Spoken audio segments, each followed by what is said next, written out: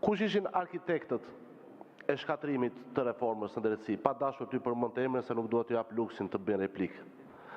Dikush që donte të shpëtonte faktin që vllai i tij ishte trafikant. Një tjetër që ishte kapur në përgjime.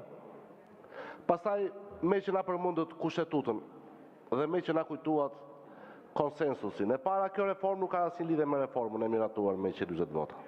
Dhe dua t'i kujtoj Taulantit votimin e datës 18 dhjetor 2017.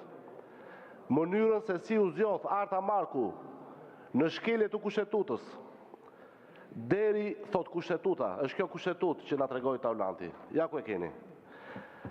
Neni 179, pika 13, prokurori i përgjithshëm duhet të zgjidhet me 2/3 e antarëve të kuvendit. Zgjedhjet e tjera do të bëhen me 3/5 e antarëve të kuvendit. 69 votat e Arta Marku Taulant. Pra kështu e kapët dhe kështu e shkatruat një reformë që në fakt u shndrua në një ramaformë. Një reformë e cila kishte për qëllim vetëm të godiste gjithë kundërshtarët dhe ata që bezdisin Edi Ramën, por që nuk ka qëllim të ndalë gjakderdhjen financiare. Dhe ja ku është dëshmia, të gjithë ministrat kanë ikur të vjedhin, asnjë nuk e në parlament. Zoti Shehu, keni fjalën për procedurë.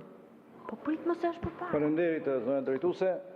Ndoshta kalojnë çik shumë diskutime dhe do duket njerëz që u dalë jashtë kontekstit për procedurën që kërkoj unë, por dua të them të gjë.